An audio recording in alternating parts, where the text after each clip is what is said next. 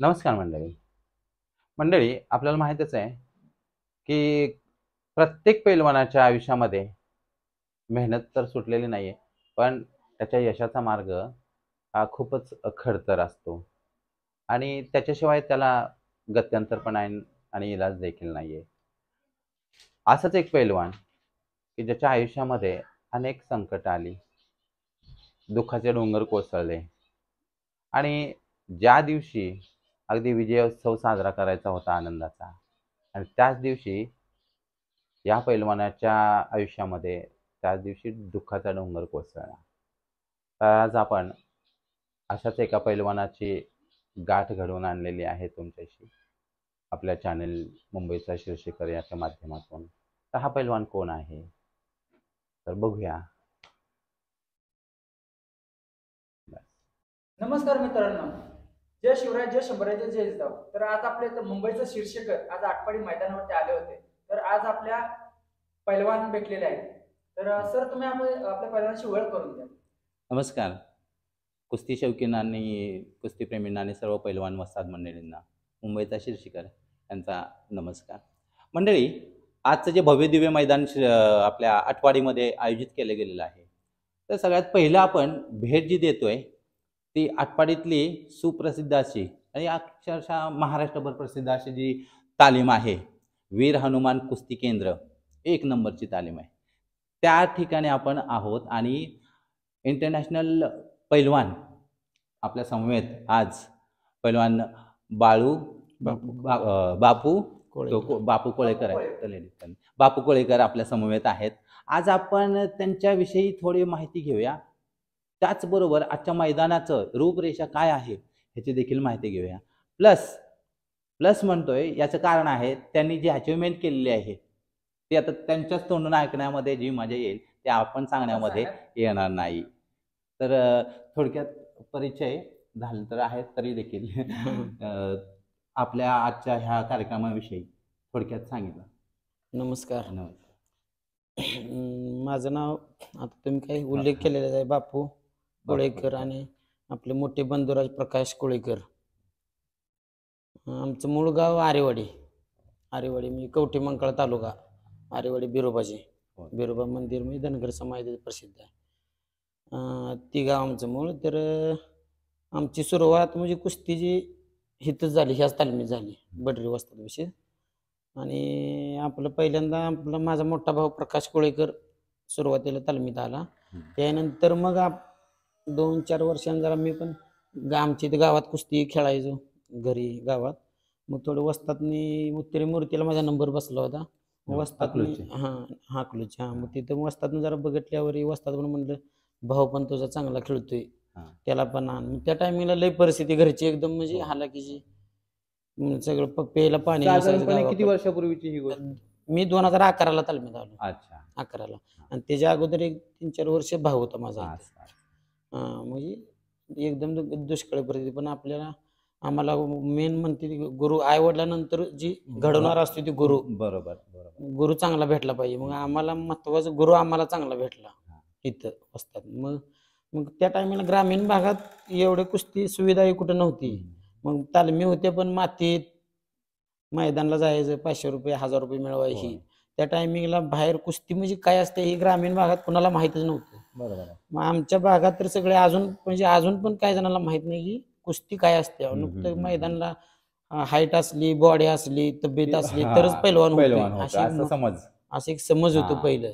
तर ती प्रकाश कोळेकरनं पहिल्यांदा ती म्हणजे ही केलं. मी कुस्ती नुकतं काय तब्येतच हाईटच असावी अशी काय म्हणजे ह्यात काही नाही. कुस्ती अंगात कला असली, प्रॅक्टिस, मेहनत, चिकाटी, आपल्याला गुरु चांगला भेटला, आपल्याला दिशा मार्ग म्हणजे दिशा चांगली, उंची महत्वाची नाहीये. मेहनत आपल्या माग करून घेणारा मेहनत, दिशा आम्हाला म्हणजे वस्तादनं आम्हाला दावली. मग त्या टायमिंगला मग 2011ला मी तालमीत आलो. 11ला तालमीत आल्यानंतर मग 2012ला माझ्या भावाचं कॅडेटला गोल्ड बसलं. 2013ला गोल्ड बसलं कॅडेटला. 14ला युथ ऑलिम्पिक खेळला, वर्ल्ड चॅम्पियनशिप खेळला, युथ ऑलिम्पिक. 14ला महाड केसरीला पण गोल्ड बसलं. अशा बऱ्याच स्पर्धेत मुंबई महापौर केसरी, कामगार केसरीला आमच्या दोघांची फायनल आली 2012ला कुस्ती. मग गदीसाठी कुस्ती होती. हा. मग नंतर पण थोडक्यात माझी पण माहिती सांगतो. माझं पण महाड केसरीला फ्रीस्टाईलला पण 3-4 मेडल आहेत, गिरकोला पण 3-4 आहेत. हा. सेकंड थर्ड, गोल्ड नाही, सेकंड थर्ड आहे. परत सब ज्युनियरला म्हणजे कॅडेटला माझं एकदा गोल्ड आहे आणि एकदा कांस्य पदक आहे. हा. ज्युनियरला कांस्य पदक आहे राजस्थानला 2018ला, आणि एशियन चॅम्पियनशिपला 2017ला बँकॉकला झालेली. अच्छा. तिथं माझं 23 देशात एशियन चॅम्पियनशिप म्हणजे आपल्या आशिया खंडात हो, हो. माझा 3रा क्रमांक आहे तिथं कांस्य पदक. आणि वर्ल्ड चॅम्पियनशिप पण मी अथेन्सला खेळलोय. अथेन्समध्ये ग्रीसला. अथेन्सला हा. म्हणजे आम्ही 2 जण भाऊ मिळून ह्या वीर हनुमान कुस्ती केंद्र आटपाडी या तालमीतून खूप पदकं 6 मिळवून वेळा दिलेली 6 आहेत. वेळा इंटरनॅशनल आहे थोडक्यात आम्ही 2 मिळून. आणि मला वाटतं सगळ्यात जास्त इंटरनॅशनल मग दोघे भावानीच केलेले ह्या दिसते. भागात जास्त हा. नाही. माझं आमच्या सांगली जिल्ह्याला मारुती माने हिंद मारुती केसरी, माने, हा. त्यांच्या नंतर मला वाटतं 53-54 वर्षांनी माझं मेडल आहे बघा. सांगली जिल्ह्याला. पहिलवान आज आपण एवढ्या इंटरनॅशनल स्पर्धा वगैरे केल्या, तर त्यातून तुम्हाला थोडंच म्हणजे असं म्हणजे काय म्हणजे एखादी कुस्ती असेल किंवा प्रसंग असेल तर सांगू वाटतंय? हो, प्रसंग असं भरपूर म्हणजे आमच्या ह्याच्यात घडले. तर आम्हाला 6 महिने मैदान फिरायला लागायची, 6 महिने ही तयारी मॅटवर करायला आहे. कारण आमचे मैदान खेळ कुस्त्या केल्या तर आम्हाला म्हणजे ही खुराकाला पैसे येत होते. हो. त्यामुळे आम्ही माती मैदान जास्त खेळायचो. मग त्या टायमिंगला म्हणजे थोडं इकडे तिकडे सपोर्ट ही थोडं असतं. आजची परिस्थिती त्या टायमिंगला असती तर आम्ही माती मैदान जरा कमी केली असती. इकडे अजून आम्हाला म्हणजे अपेक्षेप्रमाणे आम्हाला तिथपर्यंत पोहोचता आलं असतं. पण परिस्थिती अभाव. पण आम्हाला वस्ताद नामदेव बडरे आणि त्यांचे छोटे लहान बंधू मोहन बडरे म्हणजे आई वडील तर काय आपल्याला जन्म दिला म्हणजे सांभाळतच असते ते. पण आई वडिलांनंतर आम्हाला म्हणजे एकदम पोटाशी धरले त्यांनी. बाहेर खाण्यापिण्यापासून खर्चापासून म्हणजे सगळ्या गोष्टी म्हणजे स्वतःच लेकरू असल्याने आम्हाला त्यांनी सांभाळलं. आज काय आहे ते आम्ही त्या दोघा भावामुळे आणि वस्तादमुळे म्हणजे वस्तादांमुळे इथपर्यंत पोहोचलोय. आमचं यशापर्यंत तिथं जाण्याचं कारण म्हणजे. आणि त्याबरोबरच मंडळी बघा तुम्ही, वस्तादांनी आपल्या मुलासारखं प्रेम केलेलं आहे, वाढवलेलं आहे त्यांना, काही कमी पडतो. आणि त्याचं पांग फेडणे जे म्हणतोय ना आपण, ते पांग सुद्धा फेडलेले आहेत आणि फेडतायत. आणि या भविष्यात देखील असंच असणार आहे. हो, तसं म्हणायला गेलं तर त्या टायमिंगला कसं दुष्काळ भाग होता इकडे, तेव्हा जास्त तालमी नव्हत्या. अवघड खेडेगावातून तालमी होत्या, पण म्हणजे जुन्यातली वस्ताद म्हणजे आंतरराष्ट्रीय राष्ट्रीय माहितीच नव्हतं त्यांना. मग त्या टायमिंगला वस्तादला छत्रपती पुरस्कार म्हणजे शिवछत्रपती पुरस्कार, सिनियरला मिळेल ही.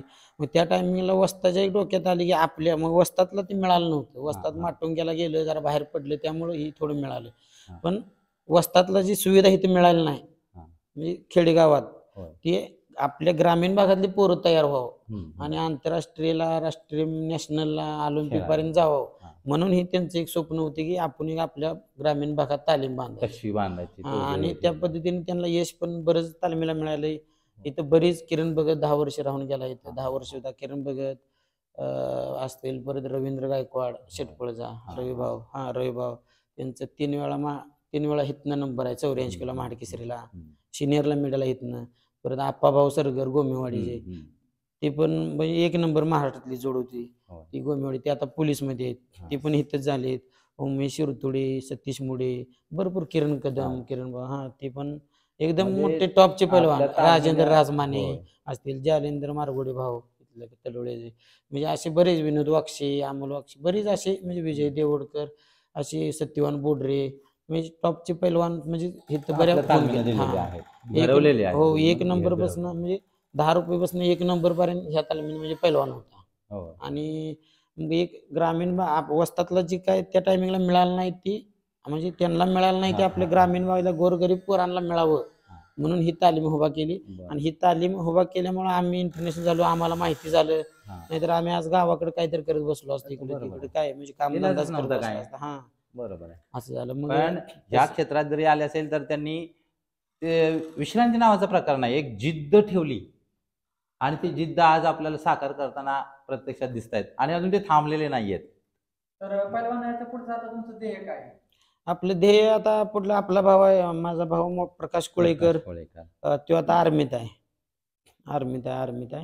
आणि आता इंदापूरला आपण म्हणजे इंदापूरमध्ये लोणी देवकर लोणी देवकर. हा तिथले लोणी देवकरचे सरपंच अमोल तोरवे.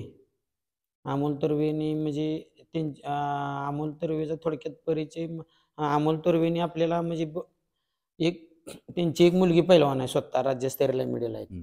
मग त्यांना पण असेच म्हणजे वस्तादवानीच बडरे वस्तादवानीच एक सांगलीला तालमीत होते एक वर्षभर 6 महिने. परत इंदापूरला मार्केट सर आहे तिथे. मग एक लाल मातीसाठी काहीतरी करायचं, पैसे काय सगळीच कमवते पण लाल मातीसाठी काहीतरी आपले करायचं त्यांचं पण ध्येय होतं. मुलांच्या तालमी आता म्हणजे भरपूर आहेत. तुम्ही आता बघताय प्रत्येक ठिकाणी गावागावात खेडे तालुक्या ठिकाणी मुलांच्या तालमी आहेत. मग त्यांची स्वतः एक मुलगी पैलवान आहे. मग ती मस्त हरियाणाला घेऊन राहत होती, स्वतः राहिली होती हरियाणाला, स्वतः राहिली होती ती तिथे. मग आपल्या महाराष्ट्रातल्या मुली तयार व्हाव्यात म्हणून त्यांनी एक वेगळं काहीतरी करायचं असं ठरवलं. आणि मग आमची प्रकाश कोळेकर, आमची अमोल तोरवे म्हणजे अध्यक्ष आपल्या तालमीचे, त्यांची एक आमची भेट झाली. भेट झाल्यानंतर मग त्यांनी एक असं आम्हाला सांगितलं, एक मुलांच्या तर तालमी भरपूर एक मुलींसाठी एक आपण आगळं वेगळं काहीतरी करूया.